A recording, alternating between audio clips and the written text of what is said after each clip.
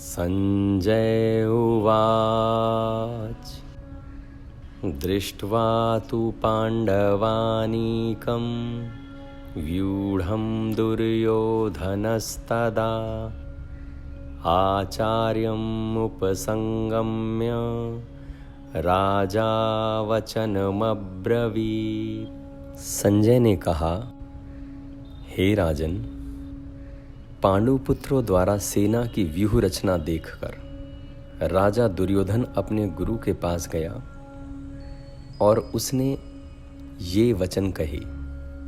दुर्योधन ने क्या कहा ये तो हमें तीसरे श्लोक में मालूम होगा, किंतु प्रश्न यहाँ ये उठता है कि दुर्योधन ने ऐसा क्या देख लिया जो वो गुरु द्रोणाचार्य के पास गए।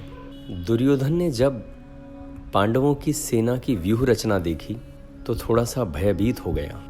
मित्रों, एक्चुअली पांडवों की जो सेना थी वो एक ही भाव के साथ खड़ी हुई थी, वहाँ दो भाव नहीं थे।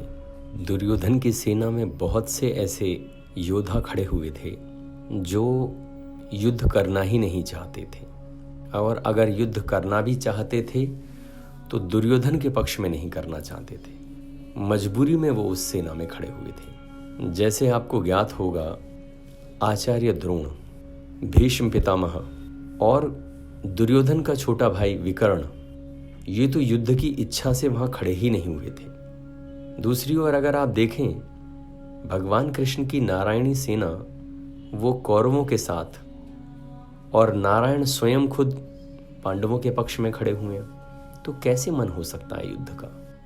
वहीं आप लोगों को ज्ञात होगा, दुर्योधन ने युद्ध शुरू होने से पहले पांडवों के मामा को छल से अपनी सेना में मिला लिया था। तो वहां तरह तरह के मतभेद वाले योद्धा खड़े हुए थे, यानी कुछ ऐसे योद्धा भी वहां आपस में खड़े हुए होंगे जो साथ में ही खड़े हैं और एक दूसरे के घोर वैरी हैं। लेकिन पांडवों की सेना में ऐसा नहीं था। पांडवों की सेना में सभी एक ही पक्ष के, एक ही मत के योद्धा खड़े हुए थे। दुर्योधन ये जानता था कि गुरु द्रोण पांडवों के लिए एक सॉफ्ट कॉर्नर रखते हैं। वो चाहता था कि द्रोणाचार्य के भीतर पांडवों के प्रति एक द्वेष का भाव पैदा होना चाहिए, इसलिए भी वो गुरु द्रोण के पास गए।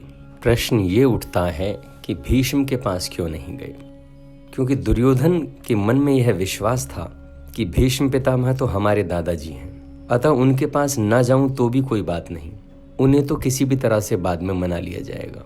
लेकिन गुरु द्रोण वो हमारे कुटुंब के सदस्य नहीं हैं। फिर मिलते हैं अगले श्लोक में। धन्यवाद।